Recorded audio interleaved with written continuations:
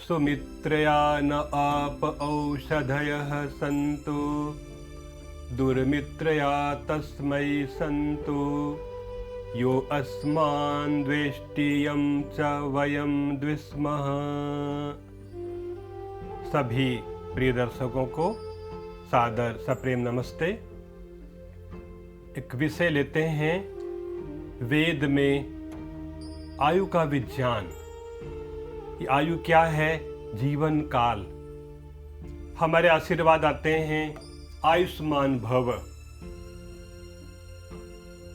बहुत सारे मंत्र हैं जहां आयु की चर्चा है।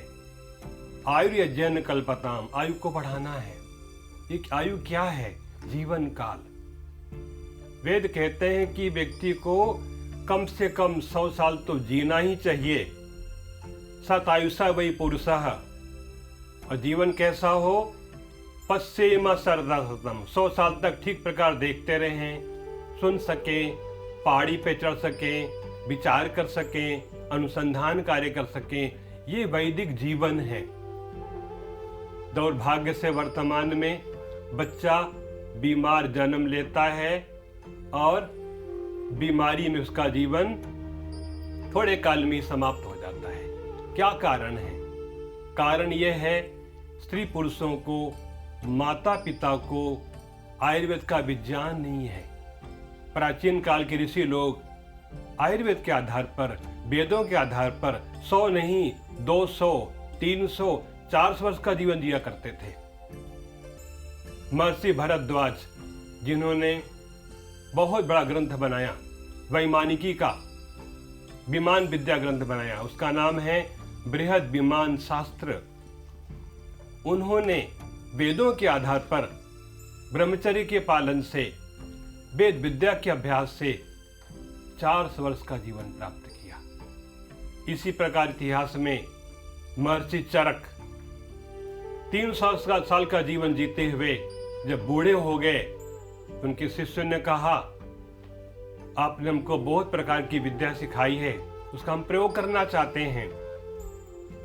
उन्होंने गुरु के लिए औषधि बनाई, च्यवनप्राश, जिसके सेवन से 100 साल और जिए, पूरा 400 वर्ष का जीवन जिया। तो वेदों में इस प्रकार की विद्याएं हैं। महर्षि दयानंद बोलते हैं, वेद सब सत्य विद्याओं का पुस्तक है। जितनी सारी विद्याएं हैं, आधुनिक विद्याएं, गणित विद्या, भूगोल, खगोल, विज्ञान, सब सूत्र रूप में वेदों में वर्णित हैं। इन वेदों में सूत्र विद्यमान हैं। अभी मैंने मंत्र बोला, ये मंत्र यजुर्वेद के अध्याय 36 का 23वां मंत्र है। मंत्र के पद हैं, हम जो औषधियों का सेवन करते हैं, औषधियां हमारे लिए मित्र के समान होवे। आयुर्वेद के आचार्य कहते हैं, भोजन ही सबसे बड़ी चिकित्सा है।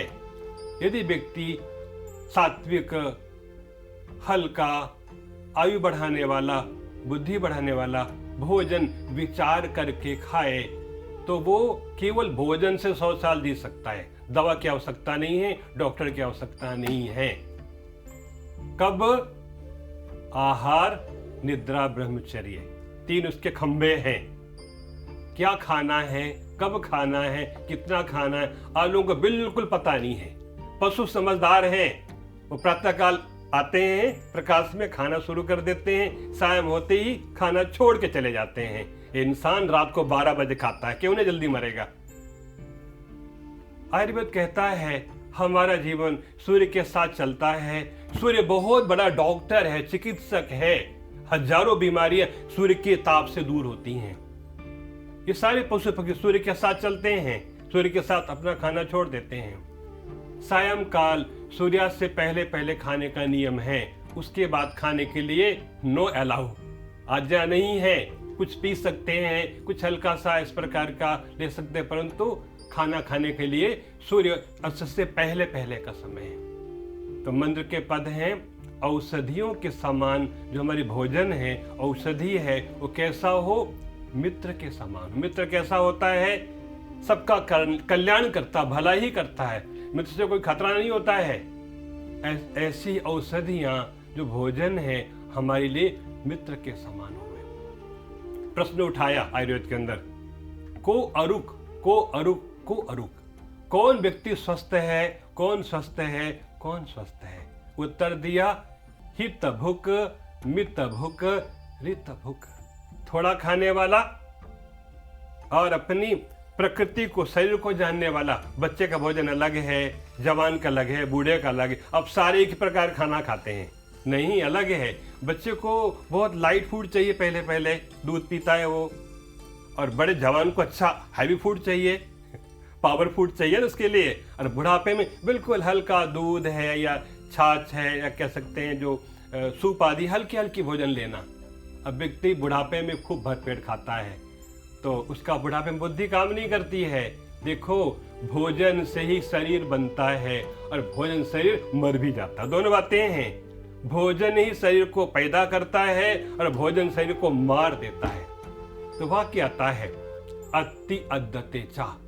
एक व्यक्ति बुद्धि से भोजन खाता है, एक को भोजन खा जाता है। क्या भोजन खाते खाते हार्ट अटैक हो गया, किडनी डैमेज हो गई, लीवर खराब हो गया। ये भोजन ने खा लिया। एक ने भोजन को खाया और जीवन भर बड़ी बुद्धि से काम करता रहा। पहचान क्या है स्वास्थ्य की? प्रातःकाल उठते ही शरीर में हल्कापन है, मन प्रसन्न है, बुद्धि निर्मल है, ईश्वर के प्रति मन में श्रद्धा जागी है। समझ लेना, रात को ठीक से हमने खाना खा के सोए थे। आयुर्वेद का नियम है रात्रि को 10 से पहले सो जाना। अच्छा है कि और पहले कर सकते हैं। और प्रातःकाल 4 बजे के बाद नहीं सोना है। जिसको लंबा जीना है वो 4 बजे के बाद सोएगा, उम्र घटेगी। और सूर्योदय के बाद सोएगा, जल्दी मरेगा। सूर्य उदय हो जाए और व्यक्ति सोता है, समझ लें उसने मृत्यु का आमंत्रण दे दिया है। बहुत निंदा की गई है जो व्यक्ति प्रातःकाल सोया रहता है, सूर्य उदय हो जाता है, बहुत बुरा माना गया है। इसको पापों में गिना गया है। बड़े बड़े पाप होते हैं ना, ये ब्रह्म हत्या है, ये मद्यपान का पाप है, मांस खाने का पाप है, दुराचार, ऐसे पाप गिनाए गए हैं। वहीं लिया गया है प्रातःकाल भानु भास्कर उदय के समय जो सोता है वो महापापी है।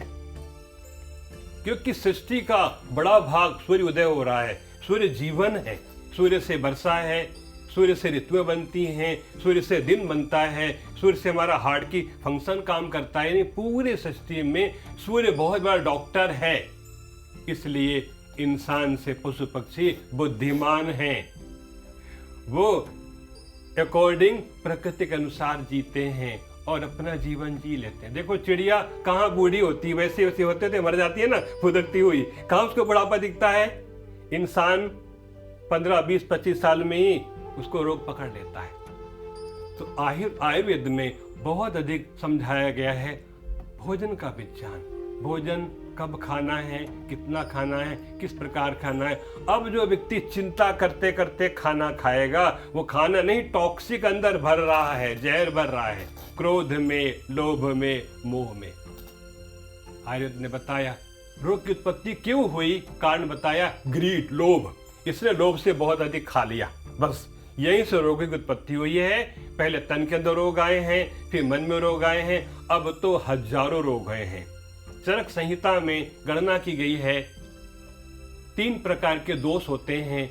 वायु का दोष है, पित्त का दोष है और कफ के दोष हैं। इन तीनों कारण से 140 प्रकार की बीमारियां हुआ करती थी। केवल खाने के कारण से खाना बिगड़ गया, खाने का प्रकार बिगड़ गया, खाने की आदत बिगड़ गई, इससे इतने प्रकार के रोग हुआ करते थे। और समाधान दिया कि व्यक्ति संयम से, पवित्रता से, ईश्वर का धन्यवाद करता हुआ पैरों को धो के, कहते भोजन खाने का नियम है, आयु बढ़ती है, बॉडी की एक्स्ट्रा गर्मी होती ना, हीट, वो खत्म हो जाती, इसलिए पैरों को धो खाने का नियम दिया। प्रसन्न हो करके ईश्वर का धन्यवाद करते हुए जो भोजन खाते हैं उनके लिए भोजन औषधि का काम करता है। अलग से दवा खाने की आवश्यकता नहीं है। भोजन में सब कुछ औषधियाँ छिपी हुई हैं। इसलिए आज संसार पूरा रोगों से भरता जा रहा है। बच्चे, बूढ़े, जवान सब रोगी हैं। जिसको देखो तन में रोग, मन में रोग समाये हुए हैं। इसलिए आओ बंधुओं, हम लोग विचार करें, अपने खाने की आदत सुधारें, बड़े ध्यान से। बिना भूख के खाना खाना एक प्रकार से विष को खाना है, नियम है। एक भोजन पचा नहीं, दोबारा फिर खा लिया, ऐसे बीमारियां पैदा होती हैं।